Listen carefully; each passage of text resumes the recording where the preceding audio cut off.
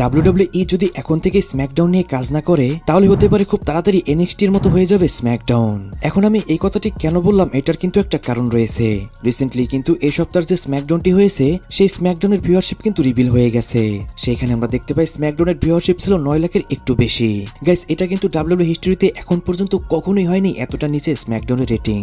2002 সাল থেকে যখন স্ম্যাকডাউন শুরু হয় তখন থেকে স্ম্যাকডাউনের এত খারাপ অবস্থা হয়নি। এর সব থেকে বড় কারণ বলে আমি মনে করছি স্ম্যাকডাউনে যারা যারা কন্টেন্ট রাইটিং করে তাদেরকে। আর বর্তমানে স্ম্যাকডাউনের কন্টেন্ট লিখছে হলো রোড ডগ। সে আসার পর থেকে সবাই মনে করেছিল হয়তো স্ম্যাকডাউন নিয়ে সে অনেক ভালো ভালো কাজ করবে, কিন্তু সে সেরকম কিছুই করতে পারেনি। উল্টো স্ম্যাকডাউনের রেটিং আস্তে আস্তে একদমই নিচে নামিয়ে ফেলেছে। রিসেন্টলি নিক খান যে কিনা ডাব্লিউডাব্লিউ চেয়ারম্যান, সে বলে দিয়েছে ডাব্লিউডাব্লিউ যে সমস্ত লাইভ ইভেন্ট গুলো করে আস্তে আস্তে ডাব্লিউডাব্লিউ সে সমস্ত লাইভ ইভেন্ট কমিয়ে ফেলবে। কারণ ডাব্লিউডাব্লিউ যখন একটি শহরে লাইভ ইভেন্ট এবং কি মানডে নাইট ড্র করায় প্রথমে তো অডিয়েন্স লাইভ ইভেন্ট গুলো দেখে আসে, তারপরে আর তারা মানডে নাইট ড্র এবং কি স্ম্যাকডাউন দেখতে যায় না। এই জন্য স্ম্যাকডাউন এবং মানডে নাইট ড্র এরিনার মধ্যে বেশিরভাগ জায়গায় কিন্তু ফাঁকা থাকে। ডাব্লিউডাব্লিউর জন্য এটা অনেক বেশি অসম্মানজনক, কারণ ডাব্লিউডাব্লিউ এটা নিয়ে সবসময় মজা করে এসেছে যে অন্য যে সমস্ত রেসলিং প্রমোশন রয়েছে সে সমস্ত প্রমোশনে অডিয়েন্সরা বেশি যায় না এবং সেই সমস্ত প্রমোশনের কিন্তু জায়গা ফাঁকা থাকে। কিন্তু এবার স্ম্যাকডাউনে ডাব্লিউডাব্লিউ কে সেই সমস্ত অপমান নিতে হলো। আমি জানি না এখন স্ম্যাকডাউন নিয়ে ডাব্লিউডাব্লিউ কি করবে, কিন্তু আমার মনে হয় এখন স্ম্যাকডাউনকে বাঁচাতে হলে অবশ্যই রমান রেইন্স বা ব্রক লেসনারকে যে কোনো একজনকে স্ম্যাকডাউনে আনতে হবে। কারণ বর্তমানে যে সমস্ত সুপারস্টার রয়েছে স্ম্যাকডাউনে তাদেরকে দিয়ে তো স্ম্যাকডাউন ভালো মতন চলবে না, এটা কিন্তু একদমই শিওর। নেক্সট কথা বলবো রমান রেইন্স রিটার্নের ব্যাপারে। গাইস, অনেকে হয়তো জানতে চাচ্ছেন যে রমান রেইন্স কবে রিটার্ন করবে। গত সপ্তাহে আমরা দেখতে পেয়েছিলাম যে ভিশন জে উসো এবং সিএম পাঙ্ককে ডিস্ট্রয় করে দিয়েছে। যখন ব্রন ব্রেকার এবং ব্রনসন রিড মিলে জে উসোকে ডিস্ট্রয় করছিল তখন কিন্তু অডিয়েন্সরা সেখানে ওটিসির চ্যান করছিল। সবাই মনে করেছিল যে হয়তো রমান রেইন্স এখনই রিটার্ন করতে পারে, কিন্তু সেখানে রমান রেইন্স না এসে উল্টো সেখানে জে উসো এবং সিএম পাঙ্ককে ভীষণ ডিস্ট্রয় করে দেয়। রমান রেইন্সের রিটার্ন সম্পর্কে রিউমার রয়েছে রমান রেইন্স সামনের সপ্তাহের মানডে নাইট ড্রতে রিটার্ন করতে পারে, আর সেখানে সে জে উসো এবং সিএম পাঙ্কের সাথে মিলে ভিশনের এগেইনস্টে ফাইট করবে। কারণ ভিশনে অলরেডি অ্যাড হয়ে গেছে লোগান পল। গাইস, আপনারা হয়তো জানেন যে অলরেডি ভিশনকে কিন্তু ফিচার করেছে ডাব্লিউডাব্লিউ ওয়ার গেমস এর জন্য। যেহেতু ভিশনে এখন 3 জন রয়েছে আর সিএম পাঙ্কের টিমে রয়েছে 2 জন, হতে পারে এই সপ্তাহের মানডে নাইট ড্রতে রমান রেইন্স রিটার্ন করে সিএম পাঙ্কের টিমে অ্যাড হয়ে যাবে এবং কি তারা 3 জন সমান সমান হবে।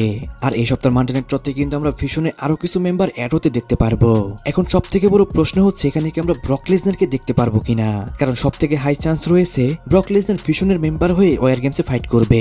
এটা বেশ কিছু জায়গা থেকে রিউমার রয়েছে, কিন্তু এই বিষয়ে আমি অতটা ক্লিয়ার নই। আমার মনে হয় না ব্রক লেসনার কোনো ট্যাগ টিমে ফাইট করবে। যাই হোক গাইস, এটা তো আমরা সামনের মানডে নাইট ড্রতেই দেখতে পারবো। নেক্সট কথা বলবো জন সিনাকে নিয়ে।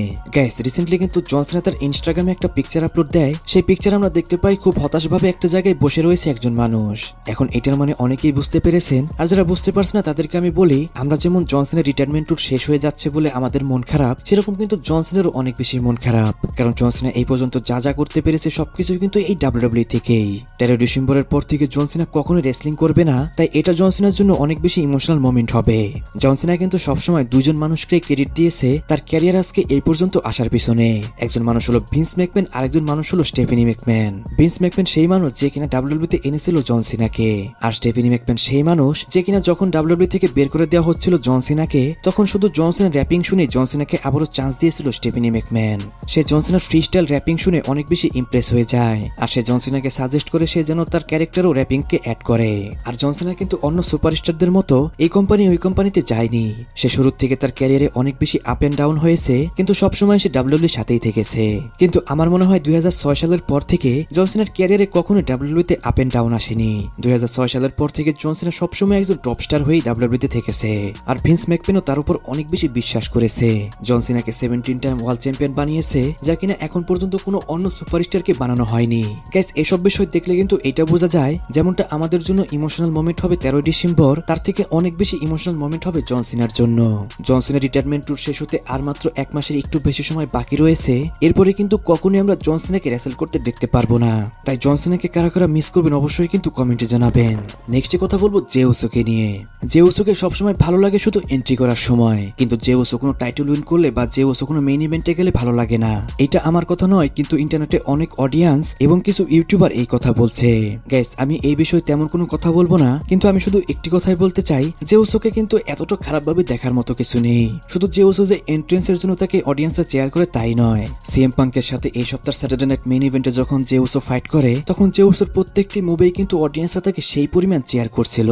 আর গাইস, জে উসোর রেসলিং কোয়ালিটিও কিন্তু খুব একটা খারাপ নয়। তাই যারা যারা এখন জেউসোকে এত বড় বড় ব্লেম করছে তাদেরকে আমি বলবো একটু থেমে যাও, কারণ জেউসোর কোনো দোষ নেই। জেউসোকে ডাব্লিউডাব্লিউ ওইরকম ভাবে ইউজ করতে পারছে না। জেউসোকে মেইন ইভেন্টে তো দিচ্ছে, কিন্তু জেউসোকে ওইরকম অপোনেন্ট দিচ্ছে না। জেউসোকে ভালো ভালো স্পটে তো দেওয়া হচ্ছে, কিন্তু জেউসোকে ভালো মতন ব্যবহার করতে পারছে না। সেই ঘুরে ফিরে ব্লাড লাইন বা জেউসোকে ভিশনের পিছনেই রাখা হয়েছে। জেউসোকে আমি চাইবো সিঙ্গেল ভাবেই আলাদা করে পুশ করা হোক, তাকে ব্লাড লাইন বা ভিশনের ছায়া থেকে দূর করে। তাকে যেরকম অডিয়েন্সরা এবং কি বাচ্চারা সাপোর্ট করে, আমার মনে হয় না তাকে যদি ভালো মতন সিঙ্গেল পুশ করা হয় খুব একটা খারাপ হবে। লাস্টে কথা বলবো র্যান্ডি অর্টনকে নিয়ে। গাইস, বর্তমানে কিন্তু র্যান্ডি অর্টন ডাব্লিউডাব্লিউ থেকে গায়েব হয়ে গেছে। ড্রু ম্যাকইন্টারের সাথে কোডি রোডসের ম্যাচ হলো, সেখানে অনেকেই মনে করেছিল হয়তো র্যান্ডি অর্টন এসে ইন্টারফেয়ার করতে পারে, আর সেখানে হয়তো আমরা র্যান্ডি অর্টনের হিল টার্ন দেখতে পারি। আর এরকম কিছুই হলো না র্যান্ডি অর্টনের সাথে। র্যান্ডি অর্টন হিল টার্নই বা কি করবে, উল্টো কোডি রোডসেরই আমরা হিল টার্ন দেখতে পাচ্ছি। কোডি রোডস আস্তে আস্তেই কিন্তু সে যে একজন হিল সুপারস্টার হচ্ছে এটা কিন্তু সে টিস করছে। এই জন্যই হতে পারে র্যান্ডি অর্টনের হিল টার্ন তো আমরা দেখতে পারবো না, কোডি রোডসের হিল টার্নই হতে পারে সামনে আমরা দেখতে পারি।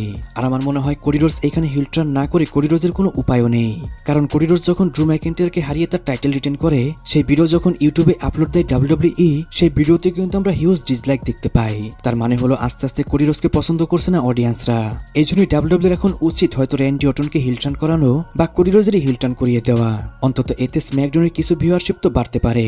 গাইস, অনেকেই যারা মনে করছেন যে কোডি রোডস রবিনহুড হয়ে গেছে, কোডি রোডস একজন হিম্যান হয়ে গেছে, সে আনবিটেবল, তাকে কিন্তু ডাব্লিউডাব্লিউ আমাদের এইভাবেই দেখাচ্ছে। কিন্তু একটা জিনিস মাথায় রাখবেন, স্ম্যাকডাউনের কিন্তু রেগুলার সুপারস্টার হচ্ছে কোডি রোডস। যদি কোডি রোডস এত কিছুই করতে পারতো, তাহলে কেন কোডি রোডসের জন্য ভিউয়ারশিপ আসছে না স্ম্যাকডাউনে? যখন রমান রেইনস স্ম্যাকডাউনে তার ব্লাড লাইন চালাতো, তখন কিন্তু স্ম্যাকডাউনের ভিউয়ারশিপ আসতো 2.5 মিলিয়ন বা 2 মিলিয়নের কখনো নিচে নামেনি। তাহলে কেন কোডি রোডস এখনকার পোস্টার বয় হয়েও স্ম্যাকডাউনকে বাঁচাতে পারছে না?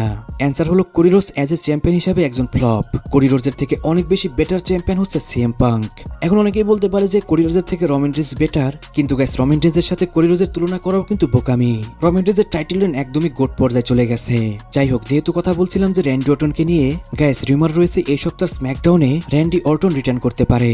এটা যে খুব একটা বড় রিউমার তা নয়, অনেক অনেক জায়গা থেকে এই বিষয়ে কথা বলা হচ্ছে, এই জন্যই আমি আপনাদের জানিয়ে দিলাম। আরেকটি কথা না বললেই নয়, অনেকে আমার ইউটিউব চ্যানেলে জানতে চায় যে আমার এই চ্যানেলে যে সমস্ত ভিডিওগুলো যায়, সেই সমস্ত ভিডিও বাংলায় না দেখি সেই সমস্ত ভিডিও দেখা যায় ইংলিশে। এটা গাইস আমি প্রথমে মনে করেছিলাম যে ইউটিউবের কোনো সমস্যা, এটাকে আমি ফাইন্ড আউট করতে পারছিলাম না, কিন্তু রিসেন্টলি আমি বুঝতে পেরেছি এটা ইউটিউবের একটা সেটিং রয়েছে যেটাকে অফ করলে এটা আর কখনোই দেখাবে না। আমি সাকসেসফুলি সেটাকে বন্ধ করতে পেরেছি, তাই এখন থেকে কখনোই আর ইংলিশে ভিডিও দেখাবে না আমার চ্যানেলে। যারা যারা এতদিন এই সমস্যা ফেস করেছেন সবার কাছে আমি সরি বলে নিচ্ছি এই জন্য। সো গাইস, আজকের ভিডিও এই পর্যন্তই। রেসলিং সম্পর্কে সমস্ত নিউজ এবং আপডেট জানার জন্য চ্যানেলটিকে সাবস্ক্রাইব করতে ভুলবেন না।